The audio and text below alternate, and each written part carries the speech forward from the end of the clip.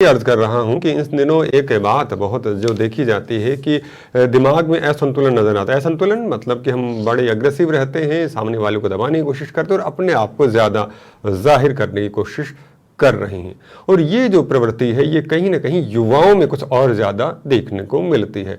वैसे भी युवा जो खून होता है वो बड़ा गर्म होता है और जाहिर सी बात है थोड़ा जवानी का जोश भी होता है, लेकिन ये जवानी का जोश अगर जब कई बार रंग गलत ले लेता है, ज़्यादा आक्रामक हो जाता है, तो हमने देखा है कि इसे कई बार धर्म के नाम पर, जाति के नाम पर, मजहब के नाम पर ही बांटने की कोशिश की जाती है। लेकिन आज हम लोग उसी चीज को अलग ढंग से देखने की कोशिश करेंगे। क्योंकि पिछले दिनों आपने देखा था कि एक अमीरजादे ने कुछ लोगों को कुचल दिया था और उसको लेके फिर उसी तरह करास लगाया गया और उसने अपने रसूख के सहारे अपने आप को छुड़ाने की कोशिश की। और कहा गया कि मात्र एक लेख लिखे, एक ऐसे लिखे जिसके अंदर बताए कि क्या फायदे हैं ट्रैफिक रूल्स को फॉलो करने के लिए। तो आज हम उसी चीज को थोड़ा समझने की कोशिश करेंगे कि युवा जो मस्तिष्क है वो किस तरह से व्यवहार करता है और इसमें जो आक्रामकता, कहीं अग्रेसिवनेस जो आ रही है, इसकी वजह क्या है। चलिए स्वागत करते हैं हमारे आज के अतिथियों का जो हमारे साथ जुड़े हुए इस मंच के ऊपर हमारा मार्गदर्शन करेंगे। नमस्कार, सबसे पहले मैं हमारे साथ में जुड़े हुए कमल शर्मा साहब। मैं कमल शर्मा साहब आपका बहुत बहुत स्वागत करता हूं। कमल शर्मा साहब पेशे से एक हेल्थ वास्तु एस्ट्रोलॉजर हैं और जानने की कोशिश करते हैं और समझाने की कोशिश करते हैं कि किस तरह से जीवन में परेशानियां आ रही हैं और कैसे उनसे मुक्ति पाई जा सकती है। बहुत बहुत स्वागत है कमल जी आपका। नमस्कार सर जी। और हमारे साथ में जुड़े हुए प्रदीप मुखर्जी साहब जो कि मैसेंजर ऑफ गॉड संस्था है उससे जुड़े हुए हैं और इनका मकसद यही है कि लोगों के जीवन के अंदर तसल्ली लाई जाए, इत्मीनान लाया जाए और बताया जाए कि जीवन को सही ढंग से किस तरह से जिया जा सकता है। सीधे शब्दों में कहूँ तो एक ये लाइफ कोच है जो जीवन को संतुलित करने की परिभाषा गढ़ते। प्रदीप जी स्वागत करता हूँ आपका। नमस्कार जी, बहुत बहुत स्वागत है आपका। प्रदीप जी, पहला सवाल मैं आप ही से लेना चाहूंगा। सवाल ये निकल कर आता है कि जब किशोर अवस्था जिसकी हम बात कर रहे होते हैं उसके अंदर डेवलपमेंट चल रहा होता है, जैसा थोड़ी देर पहले ही बात कर रहा था कि युवा जो खून है बड़ा गर्म कहा जाता है, गर्म खून है, जोश जवानी है। तो ऐसी स्थिति के अंदर जो टीनेजर जो अवस्था होती है उसके अंदर जो ब्रेन है, उसके जो इम्पल्सेस हैं वो किस तरह से प्रभावित होते हैं, कैसे जो उसके डिसीजन मेकिंग पोटेंशियल जो पावर होती है उसको प्रभावित करता है, उसके ऊपर थोड़ा प्रकाश डालिए प्लीज। देखिए, मैं अपने लाइफ के ऊपर से मैं आपको बोल रहा हूँ क्योंकि मैं कुछ चीज़ें माप सकता हूँ इंटरनली। मैंने ये पाया कि मेरा ब्रेन का डेवलपमेंट 26% से ज़्यादा हुआ नहीं, और क्योंकि ये इतना कम हुआ उसके कारण 3 चीज़ें मेरे लाइफ में मैंने बहुत काफ़ी ज़्यादा पाया। सबसे पहला मैंने पाया कि मैं बहुत इम्पल्सिव डिसीजन लेता हूँ। दूसरा मैंने पाया कि मैं काफ़ी ज़्यादा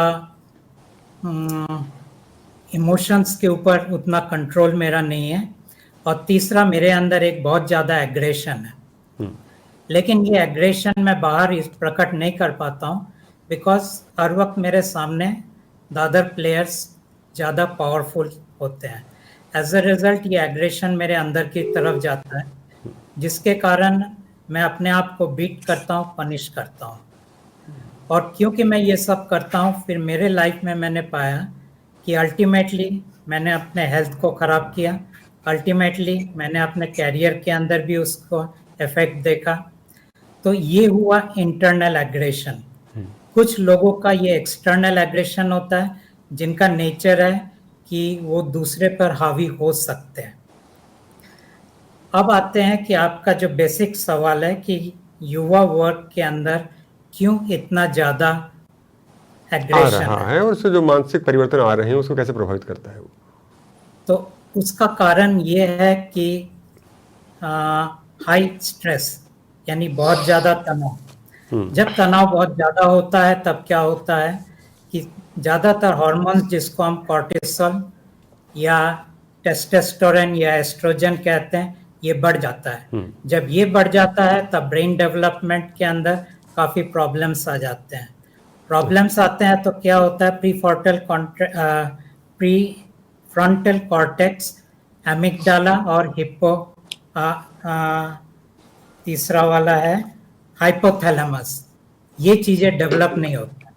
जब ये चीजें डेवलप नहीं होते तब प्रॉब्लम क्या होता है, poor decisions, rash decisions and aggressive behaviour, ये चीजें आ जाते हैं। सो आज युवा वर्ग दरअसल इस हाई तनाव के अंदर घूम रहा है, क्योंकि जिस लाइफस्टाइल के अंदर हम जी रहे हैं उसके अंदर ये तनाव बहुत ज्यादा है। बहुत ज्यादा हो, यानी कहने का मतलब तनाव कहीं न कहीं ज्यादा बढ़ गया है, तो उसकी वजह से ये चीजें ज्यादा नजर आ रही। बहुत बहुत धन्यवाद प्रदीप जी। और अगला रुख मैं करता हूं कमल शर्मा साहब के तरफ। कमल शर्मा साहब, वास्तुशास्त्र का हमारे भारतीय जनमानस की बात करूं तो उसमें बड़ा गहरा प्रभाव देखने को मिलता है। आपको क्या लगता है, ये जो व्यवहार की हम बात कर रहे हैं, इस मेंटल वेलबींग की हम लोग जो बात कर रहे हैं, इसका अभी कुछ कनेक्शन होता है क्या वास्तु से, और होता है तो किस तरह से इम्पैक्ट डालता है? जी बिल्कुल होता है। सबसे पहले तो हम एक शायरी जैसे आप बताते हैं उसी तरह से कभी कभी मैं भी कर लेता हूँ। वास्तु का एहतियाम करो, जीवन में सुकून पाओ, घर आंगन में रोशन आए, खुशियों का जहान बसाओ, सेहत दौलत इक्स मेल से आराम दिल को पाओ, वास्तु के उसूलों के निगाहों से हर लम्हा में खुशियां और सौगात पाओ। हर चीजें मिल सकती हैं वास्तु के हिसाब से। जी जी। अगर निर्माण सही ढंग से सही स्थान पे हो तो सारी चीजों को डेवलपमेंट हो सकता है। अगर निर्माण सही होगा तो घर के गार्जियनों के ऊपर में उसका प्रभाव पूर्ण रूप से पड़ता है, और उनका प्रभाव जब पूर्ण रूप से पड़ता है तो वो अपने बच्चों को अच्छा ज्ञान दे सकते हैं, अच्छे से समझा सकते हैं, उनको डेवलप कर सकते हैं। जो किशोरावस्था है ये बहुत डेंजर स्थिति होती है, उसको संभालने के लिए अगर वास्तु सही है तो निश्चित रूप से आप मान के चले उनका भविष्य अच्छा है। पूर्व की दिशा में और उत्तर की दिशा में उनको पढ़ाने के लिए बिठाया जाए तो उनका ज्ञान जो है एकदम वर्धक हो जाएगा और अच्छा और पॉजिटिव हो जाएगा। क्योंकि पूर्व और उत्तर का कोना ऐसा है जहाँ से पॉजिटिविटी आती है और वो निश्चित रूप से अच्छी पॉजिटिविटी को प्राप्त करके और निश्चित रूप से अच्छा हो जाता है, वो डेवलप करता है। और जस्ट उसके अपोजिट होने से वो चीजें खराब हो जाती हैं, विकृत हो जाती हैं। चलिए, बहुत सही बात कही है कि जो दिशाओं की बात करें जो कि साइंटिफिकली हैं, तो उनके अनुरूप अगर आचरण करते हैं, उनके अनुरूप अगर घर की व्यवस्थाएं बनाते हैं तो वो फर्क डालती हैं, और अगर उनके विपरीत आचरण करते हैं तो दिक्कत है। जाहिर सी बात है, नॉर्थ और साउथ पोल होते हैं, मैग्नेट की जो बात, चुंबक की जो हम बात करते हैं, तो उनका जैसे इम्पैक्ट होता है वैसे बाकी चीजें भी प्रभावित करती है। बहुत धन्यवाद कमल जी। और प्रदीप जी की तरफ फिर से एक बार रुक करूंगा। प्रदीप जी, सोशल मीडिया का दौर है और ऑनलाइन इंटरेक्शन की हम बात करते हैं, बहुत ज्यादा हो चुका है, और अब तो लोग यही सोचते हैं कि घर में बैठे बैठे सारे काम हो जाए, काम की बात करें, रिश्तेदारियों की बात करें, और अब तो फंक्शंस भी सोचते हैं कि ऑनलाइन ही हो जाए। आपको क्या लगता है, सोशल मीडिया का जो ऑनलाइन इंटरेक्शन जो चल रहा है, ये भी कुछ अग्रेसिव बिहेवियर है जो यूथ का, जो टीनेजर्स का, उसका कारण हो सकता है? जी जरूर हो सकता है। उसका कारण ये है कि हमारे कंटेंट्स जो है मीडिया के अंदर वो अभी बहुत एग्रेसिव हो गए हैं। मीडिया के अंदर कंटेंट्स एग्रेसिव होने का कारण ये है कि वो लोग अपना मार्केटिंग करना चाहते हैं, और उनको मालूम है कि जितना वो एग्रेसिव कंटेंट देंगे उतना लोगों का तनाव बढ़ेगा, और जितना लोगों का तनाव बढ़ेगा उतना वापस वो लोग और एग्रेसिव कंटेंट की तरफ देखना चाहेंगे। तो ये एक लूप है, एक साइकिल है, और इस साइकिल के अंदर हर कोई अफेक्टेड होता है, एडल्ट्स भी हो रहे हैं। लेकिन क्योंकि किशोर अवस्था में हम लोग बहुत निरंकुश हो गए हैं, अभी हम लोग उस चीज के प्रति बहुत ज्यादा अट्रैक्ट हो रहे हैं, और उसके कारण उनका इंटरनल एग्रेशन काफी बढ़ रहा है। जी जी जी जी, सही कह रही। बाजारवाद का दौर है, और इस बाजारवाद के दौर के अंदर सब चीजें बेचने की कोशिश की जा रही है। तो जो लगता है कि जिस तरह, तो जाहिर सी बात चीज तब दिखती है जब व्यक्ति के अंदर उन्माद हो, तो उन्माद को अधिक पैदा करने की कोशिश की जाती है। चाहे सोशल मीडिया की बात करें या फिर और जो मीडिया उसके जरिए भी कोशिश की जाए उनका माल बिके। बहुत सुंदर कहूँ और सरल सी और सीधी स्पष्ट परिभाषा यहाँ पर प्रदीप जी ने कही है कि इस बाजारवाद के दौर से अगर बाहर निकल पाते हैं तो हम सही रह सकते हैं। और इसके अंदर एक अहम भूमिका ये सोशल मीडिया की बात करें, और जो मीडिया वो निभा रहा है, तो हमें देखना होगा किस चीज़ का हमें अनुसरण करना है और किसको हमें निकालना है अपने जीवन से, किसका हमें प्रतिकार करना है। बहुत बहुत धन्यवाद प्रदीप जी। और मैं कमल शर्मा जी की तरफ फिर से रुख करना चाहूँगा। अच्छा, अभी कमल जी आप कह रहे थे कि कुछ दिशाओं का फर्क पड़ता है, और दिशाओं के अनुरूप अगर हम लोग आचरण नहीं करते हैं तो मुश्किल हो जाती है। तो यही जानना चाहूँगा कि जो जिन प्रिंसिपल्स की जो बात कर रही हैं, वास्तु की जिन प्रिंसिपल्स की आप जो बात कर रहे हैं, वो कौन से हैं जिसके जरिए कपड़ों के अभिविन्यास की बात करें, फर्नीचर की जो हम लोग जो बात कर रहे हैं वो रखी जाए, जिसके जरिए लोगों का तनाव कम हो और शांति और सद्भाव आपस में ज्यादा हो? जी, सोने का जो बेडरूम होता है वो सबसे अच्छा साउथ वेस्ट में होता है। और घर के जो मुखिया होते हैं अगर वो साउथ वेस्ट में सोए तो एक अच्छी नींद आती है। और पूरे घर में घर का मुखिया अगर अच्छा हो तो घर के बच्चे भी अच्छे रहेंगे, पूरी व्यवस्थाएं अच्छी रहेंगी। और नॉर्थ ईस्ट में अगर मंदिर हो या जल का स्थान हो, क्योंकि वो जल का स्थान है, उसका तत्व जल है, अगर वहां पे जल रखा जाए या मंदिर बनाया जाए तो उसका प्रभाव बच्चों के ऊपर भी पड़ता है, जो किशोरावस्था में हैं उन बच्चों के ऊपर भी पड़ता है। पूर्व की दिशा में अगर रसोई घर है तो बहुत ही बढ़िया है। अग्नि तत्व जब अच्छा होगा तो निश्चित रूप से हमारे डाइजेशन सिस्टम ठीक रहेंगे, डाइजेशन सिस्टम ठीक रहेंगे तो बच्चे भी ठीक रहेंगे। हर चीजों के ऊपर में उसका प्रभाव होता है। तो उन सब चीजों को ध्यान में रखते हुए हम क्या करें और क्या ना करें, उनका विशेष ध्यान रखना अवश्य रखना चाहिए। गलत दिशा में रसोई नहीं होनी चाहिए, गलत दिशा में बेडरूम नहीं होना चाहिए। अगर बेडरूम, बच्चों का जो बेडरूम होता है, अगर वो गलत दिशा में होगा तो निश्चित रूप से उसका प्रभाव पड़ेगा। जहां हम कभी कभी क्या करते हैं, नॉर्थ के ऊपर में बेडरूम बना करके बहुत ज्यादा वेट बढ़ा देते हैं, तो उसका सबसे ज्यादा प्रभाव, क्योंकि ये हमारा दिमाग है और वास्तु के दिमाग के ऊपर में अगर हम ज्यादा वजन दे देंगे तो निश्चित रूप से पूरे घर का सिस्टम बिगड़ जाएगा। तो हम सबसे पहले उन सब चीजों पे ध्यान दें कि वास्तु के अनुसार हमारा क्या सकारात्मक ऊर्जा प्रदान कर सकते हैं, क्या सकारात्मक ऊर्जा बना सकते हैं, वास्तु के ब्रह्म स्थान को ठीक कर सकते हैं। वहां अगर हम फर्नीचर बना दें ब्रह्म स्थान में तो पूरा सिस्टम खराब हो जाएगा सर। तो इसलिए उस चीज को विशेष रूप से ध्यान देना चाहिए। और मैं नमस्कार करता हूँ, मूर्ति सर भी आ चुके हैं और पैनल में जितने बैठे हुए हैं, क्षमा चाहता हूँ मैंने प्रणाम नहीं किया, उन सबको मैं प्रणाम करता हूँ। जी जी जी, हमारे साथ जी डॉक्टर मन्ना मूर्ति साहब हमारे साथ जुड़ चुके हैं, जो रिटायर्ड न्यूक्लियर साइंटिस्ट हैं। मन्ना मूर्ति साहब, आपका स्वागत करता हूं। आपके लिए बहुत सारे सवाल लेकर आया था, लेकिन अब समय जितना है उसी के हिसाब से कुछ सवाल ही पूछ पाऊंगा। अगला मैं आपसे मूर्ति साहब ये सवाल लेना चाह रहा था कि जो एडोलसेंस की हम लोग जो बात कर रहे होते हैं, उसके एक आइडेंटिटी फॉर्मेशन का प्रोसेस होता है उस दौरान कि मैं क्या हूं, मैं बताऊं लोगों को कि लोग मेरे के ऊपर ज्यादा अटेंशन दें। तो ये जो चलता है, इसके अंदर जो बच्चे की जो रिस्क टेकिंग कैपेसिटी भी एक होती है। आपको क्या लगता है, ये रिस्क टेकिंग कैपेसिटी है और एक उसका एग्रेसिव एक्शन है, इसका आपस में कोई रिलेशन होता है, या फिर जो एडोलसेंस ग्रो हो रही है उसको लेके? सर, तीन व्यवस्था तो होती है। तीन व्यवस्था, बाल्य व्यवस्था वो 0 to 16, 16 से नेक्स्ट दिस कुमार व्यवस्था, it is very dangerous. This time it is very dangerous because they will question everything as they will question everything as hormones are releasing the things. It is not his fault, it is the hormone's fault. So it happens to everyone. The hormones are important in the adolescent stage. He will fall in love with somebody, or he is aggressive with his parent. He may drive car very speedy and he will not listen to anything. That is the avastha of that person in the adolescent stage, the beginning. We cannot stop. What is the remedy? The remedy is simply we have to ask him to meditate, and meditate in such a fashion so that he can reduce his tension in the mind. Unnecessarily the tension automatically comes. Why they are not caring me? Why they are not listening to me, etc. So what you have to do, आप कुल्ती साल जानते हैं, 8 ग्राम black होता है, उसको दान देने के लिए बोल दीजिए और उसको कहीं बांध दीजिएगा डायरेक्ट, उसकी रस पिए। These are the major Vedic suggestions. Ji ji, Did you follow? जी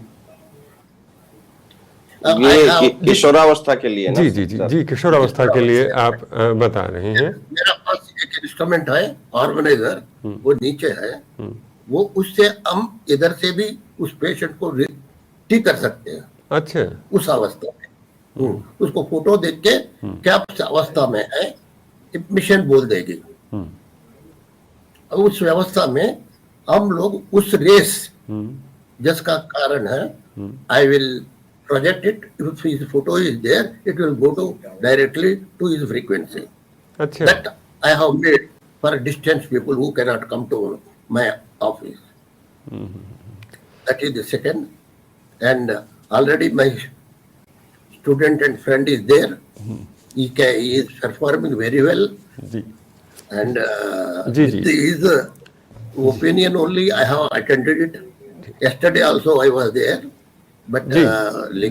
जी मूर्ति साहब, I was हाँ जी, मूर्ति साहब ने बड़ी बात कही है कि युवा अवस्था जो होती है वो सवाल करती है, और सवाल करना है ये अपने आप में एक बड़ा प्रतिरोध समझ में आता है जब आपके पास जवाब नहीं हो। अगर आपके पास जवाब है तो बड़ा अच्छा लगता है, लेकिन जवाब नहीं हो तो ये सवाल करना प्रतिरोध के रूप में है, और सवालों के जवाब नहीं मिलते हैं तो वही युवा कहीं ना कहीं आक्रामकता की तरफ चला जाता है। तो उस चीज़ का भी अगर हम लोग ध्यान रखें तो आप देखिएगा कि जीवन के अंदर संतुलन आ सकता है। तो इन्हें सवालों के जवाब तैयार करने हैं तो हमें खुद को बेहतर बनाना होगा, खुद के नॉलेज को बढ़ाना होगा, ताकि हमारा जो सोच है, समझ है, जो विजडम जिसे हम कहते हैं, वहां तक हम पहुंच पाए और चीजों को अच्छे ढंग से ले पाए। और हम अगला सवाल प्रदीप मुखर्जी साहब की तरफ लेकर बढ़ना चाहूंगा।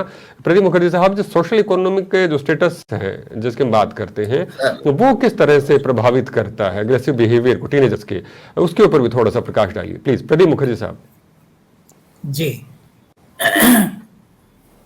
देखिए, जब एग्रेशन होता है उस इंसान को अगर आप एक छोटा सा चाकू देंगे तो वो जितना क्षति पहुंचा सकता है वो बहुत सीमित होगा। उसके हाथ में अगर आप एक लोडेड राइफल या ऑटोमेटिक रिवॉल्वर या फिर स्टेन गन वगैरह देंगे, वो बहुत ज़्यादा क्षति पहुंचा सकता है।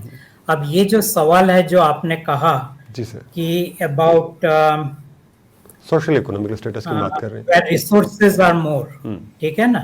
जब resources are more, that means ये इंसान ज्यादा क्षति पहुंचा सकता है टू द सोसाइटी। अच्छा, न सिर्फ वो बल्कि वो स्वयं को भी ज्यादा क्षति पहुंचा सकता है। जब रिसोर्सेज कम होता है वो अपने आप को भी क्षति कम पहुंचाता है, समाज के ऊपर भी उसकी क्षति कम होती है। तो ये डायरेक्टली रिसोर्सेज का एक आपको मैंने वन लाइनर दे दिया। बहुत सुंदर, बहुत बहुत सही व्याख्या की। सही बात है कि अगर आप संसाधनों को सामने वाले को देते हैं और उतनी समझ नहीं देते हैं तो वो आपको नुकसान पहुंचा चुका है। लास्ट के 2 मिनट हमारे पास इस कार्यक्रम के हैं, तो मैं आपसे निवेदन करूंगा कि बड़े सीमित शब्दों के अंदर हमारी बात वो पूरी करें। और कमल साहब, मैं आपके डॉक्टर मन्नम साहब आपकी तरफ मैं बढ़ रहा हूं, और अभी आपने बात कर रहे थे हमारे मेंटल हेल्थ को लेकर बात करते हैं, युवाओं के एग्रेशन को लेकर हम लोग बात करें, तो आपके लिहाज से क्या रिसोर्सेज जो हमें अवेलेबल करवानी चाहिए टीनेजर्स को, जिसके जरिए उनकी जो मेंटल हेल्थ है, जो स्ट्रेस है और इमोशंस जिनकी हम बात कर रहे हैं, वो सही हो सके, हेल्दी हो सके? यस, आपको मैं ये कहना चाहता हूँ, मिस्टर राघव ने जो बोला है, he should be in the air area, वायु दिशा में रहना चाहिए पक्का। वायु दिशा में it is allotted by Vedic scholars, वायु दिशा is best for young people, not others. If it is there, it may not, it will be problem maybe much more the brain. So you have to see the positive energy in the वायव्य भाग। वायव्य भाग room में जहाँ रहता है, इस the energy should be known. If the energy is bad, you will still spoil his health. His thinking will change. Everything is energy. Energy is responsible for your talking, for thinking also. So that room condition should be very good. This is my opinion of last 25 years. चलिए, बहुत बहुत धन्यवाद भाई कौन की महत्ता को समझाते हुए यहाँ पर डॉक्टर मन्ना मूर्ति साहब ने अपनी तरफ से बात इनपुट की। और एक आखिरी सवाल जो कमल जी से मैं लेना चाहूँ। कमल जी, समय बड़ा सीमित है, तो बस उसी लिहाज से मैं आपसे एक सवाल जो मुझे लगता है बड़ा इंपॉर्टेंट सवाल भी है आज के इस कार्यक्रम की। शुरुआत हमने वहीं से की थी कि वो पीछे जो दुर्घटना घटी थी और फिर उसका जिस तरह से निराकरण करने की कोशिश की। निराकरण में इसलिए बोल रहा हूँ कि उन्हें लगा कि वही इसका समुचित समाधान है।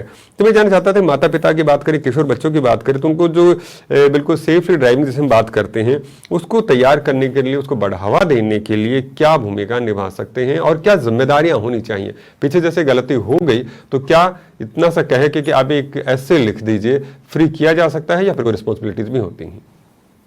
जी जी, आप पूना वाला आप शायद जी बिल्कुल, पूना वाला घटना पूरा दुर्भाग्यपूर्ण घटना हुई है। इसमें माता पिता का बहुत बड़ा अहम रोल होता है। माता पिता को फ्रेंडली होना चाहिए, उनको दोस्त बनाना चाहिए। किशोरावस्था में जब बच्चे ऐसे हो जाते हैं तो उनको दोस्त बनाना चाहिए, और खास करके वास्तु के अंदर में ध्यान देना चाहिए कि कहीं साउथ वेस्ट में टॉयलेट या टॉयलेट की टंकी तो नहीं बनी हुई है। ऐसे स्थिति में घर के जो बच्चे होते हैं वो गलत लाइन में जाते हैं, उसका ऐसा दुष्प्रभाव होता है, और ऐसा दुष्प्रभाव की वजह से उनके गलत डिसीजन हो जाते हैं। अगर पूर्ण रूप से वास्तु ठीक है तो नॉर्थ वेस्ट को टेस्ट करना चाहिए, जो साइंस के हिसाब से हम लोग टेस्ट करते हैं, चेक करते हैं। उसमें साउथ वेस्ट में हम लोग सहस्त्रा चक्रा का कोई पॉइंट खराब है तो उसको पहले चेक करना चाहिए, उसको ठीक कराना चाहिए।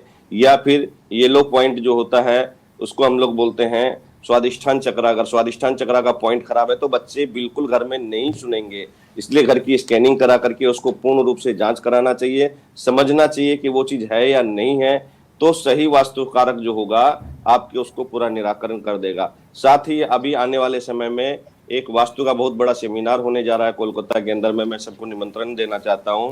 वो 17 सितंबर 2024 को होने जा रहा है जी। तो ये वास्तु विश्वकर्मा दिवस है, उसी दिन हम लोग जो है इस प्रोग्राम को करना चाह रहे हैं और चाहते हैं कि वो लोग भी जो भी आना चाहें सहस्त्र उनको निमंत्रण मैं दे रहा हूँ कि आए एकदम।